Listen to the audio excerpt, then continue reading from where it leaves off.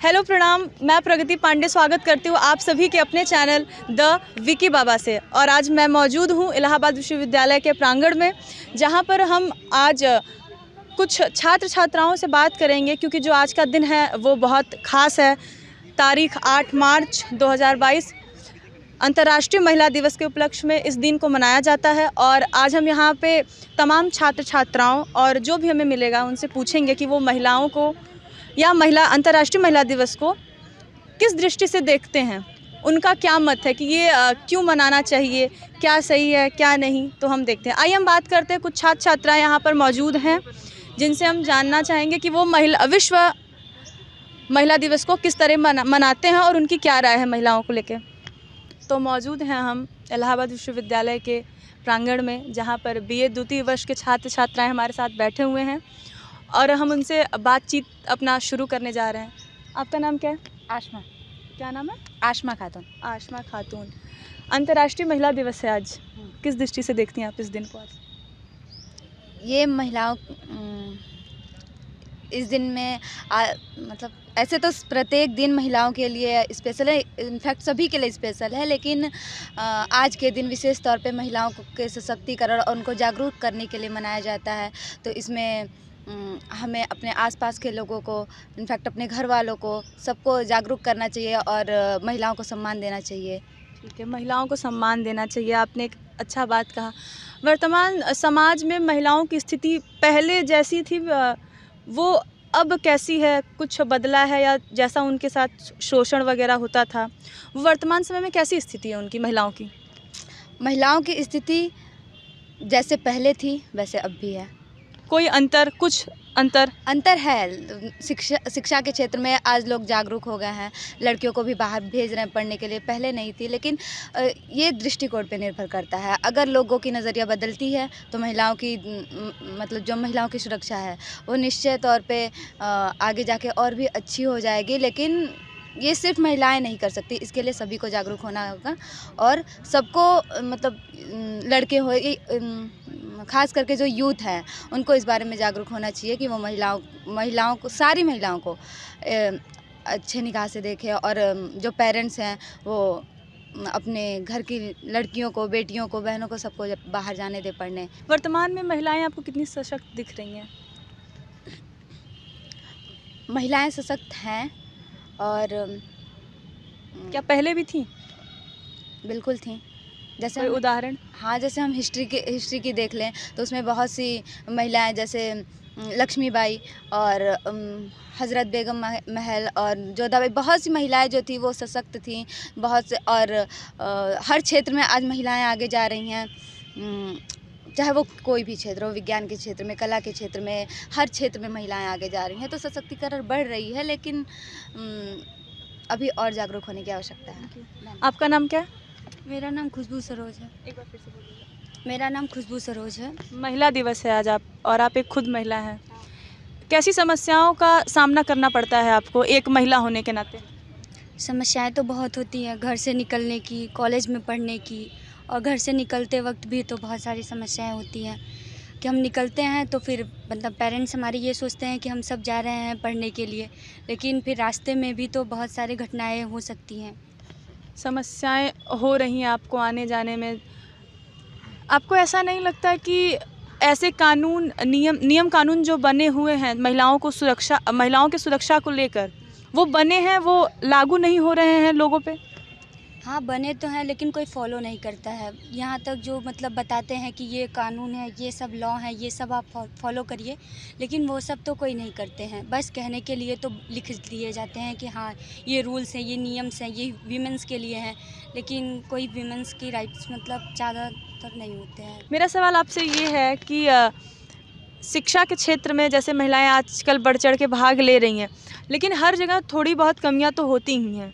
तो ऐसी कौन सी वो कमियां हैं शिक्षा विभाग में जिसे आप चाहती हैं कि उसे और भी अच्छा किया जा सकता है, जिससे महिलाएं अपने आप को विकसित और अच्छे ढंग से कर सकती हैं? एजुकेशन की बात है, जब मतलब बच्ची होती हैं, डॉटर वगैरह होती हैं, तो फिर उन्हें घर से मतलब पहले की बात ये थी कि लड़कियों को पढ़ाया नहीं जाता था। पहले तो वो जब मतलब कम एज की रहती थी तभी तो उनकी शादी वगैरह कर दिया जाता था, लेकिन अब क्या है, अब तो एजुकेशन बढ़ रहा है। अब तो मतलब सारी मतलब लड़कियां जो हैं वो पढ़ भी रही हैं, सारे पेरेंट्स सपोर्ट भी कर रहे हैं कि अब बच्चियां, और लड़कों से ज़्यादा अच्छी लड़कियां इस टाइम पर हैं। ग्रोथ लड़कियों की ज़्यादा अच्छी से, उनकी एजुकेशन पर ही देख लीजिए, लड़कियां इस टाइम लड़कों से ज़्यादा अच्छा, उनका मतलब ज़्यादा अच्छा एजुकेशन में है और उनके ग्रोथ भी अच्छे हैं, अच्छे पढ़ भी रही हैं। और क्या कहते हैं, पहले की बात तो ये भी रहती थी कि जो लड़के मतलब लड़कों को तो ज़्यादा प्रायोरिटी दी जाती थी कि लड़के पढ़ें, लेकिन लड़कियों को नहीं दी जाती थी। अब तो ऐसा फ़िलहाल तो कुछ नहीं है, लड़कियां सब पढ़ रही हैं। फ़िलहाल मुझे ही देख लीजिए, मेरे घर में पहले होता होगा कि मतलब मेरे दादी वगैरह को पढ़ाया नहीं जाता था, लेकिन अब ऐसा नहीं है। अब सारी मतलब फाउंडेशन जो भी हैं वो सब हट गई हैं। लड़कियां पढ़ भी सकती हैं, बढ़ती भी हैं और अच्छे मतलब हर जगह एडमिनिस्ट्रेटर लेवल पर देख लीजिए या तो फिर लॉ जुडिशरी कुछ भी देख लीजिए, हर में तो लड़कियाँ आगे ही हैं। कुछ ऐसे भी क्षेत्र हैं जहाँ पर आपको लगता है कि यहाँ पे भी लड़कियों को आगे होना चाहिए था आपके हिसाब से? हाँ, लगभग तो होने ही चाहिए थे। जैसे ड्राइविंग वगैरह में भी तो अभी लड़कियां तो फ़िलहाल पीछे ही हैं, बाकी तो और सब तो लड़कियां आगे ही हैं लगभग। Thank you. तो हमने अपने सहयोगी को कैमरा पकड़ा दिया है, प्रगति पांडे आप देख रहे थे अभी, और मैं युवराज अनिकेत आप सबके साथ हूँ। आइए हम सवाल करते हैं इन छात्राओं से, क्योंकि आज महिला दिवस है, विश्व अंतर्राष्ट्रीय महिला दिवस है। इन लोगों का क्या मानना है, ये लोग क्या सोचते हैं। सबसे पहली बात कि आज सभी ने अपने अपने व्हाट्सएप पे स्टेटस लगाया था विश्व अंतर्राष्ट्रीय महिला दिवस के लिए। जी बिल्कुल। लगाया था आपने? जी लगाया था। अच्छा, एक बात बताइए कि आप दहेज लेंगे कि नहीं लेंगे? नहीं लेंगे। नहीं लेंगे? अपनी मर्जी से। ये ऑन कैमरा कह रहे हैं कि ऑफ कैमरा भी है? नहीं, ऑन कैमरा कह रहे हैं, मेरे घर वाले भी राजी होंगे इस पे। चलिए अच्छी बात है। ये तो कम से कम सोच है लोगों की कि कम से कम दहेज ना लें, क्योंकि देखिए आज के समाज में ऐसा क्या है कि जब लड़कियों की शादी होती है, जब घर में लड़कियां पैदा होती हैं, तो माँ बाप उसी समय से चिंतित हो जाते हैं कि हमें इनकी शादियों में दहेज भी देना है। ये सबसे बड़ा एक ये होता है, बोझ होता है, और उनके समझ जाइए सर पे एक सबसे बड़ा काम होता है ये कि उन्हें दहेज भी देना है। तो सबसे पहले तो आप लोग आज यही प्रण कर लो कि आप लोग दहेज लेंगे कि नहीं लेंगे? नहीं लेंगे तो नहीं। बिल्कुल। चलिए अच्छी बात है। आप चलिए ये भी अच्छी बात है कि आप लोग देंगे नहीं। ये अगर हम लोग सोच ले कि हाँ हमें नहीं देना है, क्योंकि देखो ये कुप्रथा है जो सदियों से चली आती आ रही हैं, उस समय से चलती आती आ रही है जब बच्चे शिक्षित ना हुआ करते थे। लेकिन आज हम और आप इतने बड़े प्रांगण में बैठे हुए हैं, तो इसका मतलब यही है कि हम लोग पढ़े लिखे हैं, और साथ ही आप लोग द्वितीय वर्ष के स्टूडेंट हैं, तो इतना तो ज़रूर समझ होगा कि हाँ ये कुप्रथा है और इसे हमें ही ख़त्म करना है।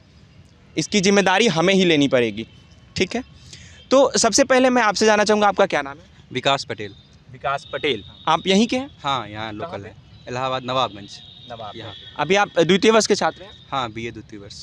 अच्छा, आप हमें ये बताइए कि महिलाएं जो हैं आज के समाज में ये कह सकते हैं कि अभी जो इनकी स्थिति है वो खुद को मजबूत नहीं देख पाती हैं। जब वो बाहर निकलती हैं, कुछ ऐसे असामाजिक तत्व उन्हें छेड़ने की कोशिश करते हैं, या फिर हम ये कह सकते हैं कि उन्हें कुछ डर होता है बाहर निकलने में अकेले। तो आप उस तरह उसको कैसे देखते हैं? उसे कैसे दुरुस्त किया जा सकता है? उसको कैसे कम किया जा सकता है? सबसे पहले मेरे हिसाब से तो हर लड़कियों को मतलब एक हिसाब से उन्हें एजुकेशन इस हिसाब से देनी चाहिए कि वो अपने आप को कैपेबल बना सके, किसी के सामने कभी डरे ना। जी। और जो आपने पहले दहेज प्रथा वाला बोला था, तो दहेज प्रथा का ये है कि आप पहले अपने बच्चों को इतना शिक्षित करिए कि वो खुद उस लायक हो कि उन्हें कभी या तो कभी दे ही ना। जैसे बच्चे अपन उस लायक अगर जॉब कर रही है तो वो क्यों चाहे कि हम इस प्रथा को आगे बढ़ाएं। तो सबसे पहले तो है कि बच्चियों को पहले अच्छे से एजुकेट करिए, उन्हें इस कैपेबल बनाइए कि वो जॉब ले सकें। उसके बाद फिर ये भी मेंटालिटी है कि एक तो होता है कि कैंपेन चलाना चाहिए कि जो पेरेंट्स हैं उनको भी एक हिसाब से एजुकेट करने चाहिए, क्योंकि सीखने कभी बंद नहीं होता, जब तक जीवन है तब तक सीखेंगे। बिल्कुल, आपने बहुत ही अच्छी बात कही कि रूरल एरिया को गवर्नमेंट के जो है कुछ इनिशिएटिव्स लेने चाहिए ताकि वहाँ लोग सशक्त हो सके, वहाँ एजुकेट हो सके, ताकि वो पता चल सके कि आज महिलाएं जो है कहाँ से कहाँ जा चुकी हैं और उन्हें भी मौका उतना ही मिलना चाहिए, उन्हें भी उतना ही अधिकार है पढ़ाई करने का, आगे बढ़ने का। तो आपने बहुत बेहतरीन ढंग से कहा। मुझे ये बताइए कि आप लोगों में से कौन कौन लोग गाँव से बिलोंग करते हैं? सभी लगभग लोग गांव से ही बिलोंग करते हैं। ये बताइए कि गांव में लड़कियों की शादी कितने उम्र तक कर दी जाती है? हो जाती है 18-20 तक हो जाती है लगभग। 18-20 तक हो जाती वो भी है जो शायद। थोड़ा शिक्षित होते हैं, बाकी जिनमें कंजर्वेटिव होते हैं हाँ। उनका तो कोई फिक्स नहीं है, उनका जब सेट हुआ कर देते हैं। 16-17 पे भी 16-17 पे भी शादी होती है। हाँ, बिल्कुल। क्या आप खुद महिला हैं? आप ये इस सवाल का जवाब बेहतरीन तरीके से दे सकती हैं। आप आगे थोड़ा आ जाइए, आपसे बात करनी है। आपका क्या नाम हुआ? सौम्या त्रिवेदी। सौम्या त्रिवेदी। आप ये बताइए कि गांव में जिस तरह से ये भाई कहें कि गांव में जो है 16-17 साल में भी शादी कर दी जाती थी। हालांकि ये एक समय था ऐसा, 20 साल 15 साल पहले की बात करें तो उस समय पे जब शिक्षा का प्रचलन उतना नहीं था, लोग दबाव में शादी कर दी जाती थी बच्चियों की। अभी भी ऐसा कोई सीन है क्या? अभी भी ऐसा ही है कि 18 साल की होती है लड़की, पहले सोचने लगते हैं कि शादी कर दे, 16, 17, 18 में ज़रूर हो ही जाती है। अच्छा एक गाँव बात में तो बताइए। ज़्यादातर यही है कि हाँ। 18 की लड़की हुई है, शादी कर दो। अच्छा एक बात बताइए, जब 18 से पहले यदि किसी लड़की की शादी हो जाती है, 18 से पहले अगर किसी लड़की की शादी हो जाती है तो उनको क्या फेस करना पड़ता होगा अपने ससुराल में जा कर के? बहुत सारी चीज़ें हैं, छोटे बच्चे होते हैं, उस टाइम पे बच्चियाँ छोटी होती हैं, बहुत सारा काम करना पड़ता है घर में, घर संभालना और शोषण भी होता ही है। और दहेज भी एक इसमें आता है कि दहेज भी नहीं, कुछ लोग नहीं दे पाते हैं गाँव में। और इसमें ये भी है कि बच्चियाँ पढ़ती नहीं, एजुकेटेड होती नहीं, अपने बच्चे जो होंगे उनको भी एजुकेट नहीं कर पाती हैं, वो कुछ नहीं पढ़ा पाती हैं। इस वजह से बहुत ज़्यादा हम लोगों को दिक्कत होती है। बिल्कुल आप ये भी कह सकते हैं। और बाकी उन्हें मानसिक और शारीरिक तौर पे उन्हें शोषण भी किया जाता है और प्रेशर भी होता है एक तरह से, क्योंकि उन्हें उनका उतना अभी समझ जो है वो नहीं होता है उस चीज़ों को कैसे संभाल पाना है। क्योंकि 16-17 साल के बच्चे आज स्कूल कॉलेज में मस्ती कर रहे होते हैं, उन्हें किसी चीज़ की रिस्पॉन्सिबिलिटी समझ में नहीं आती है।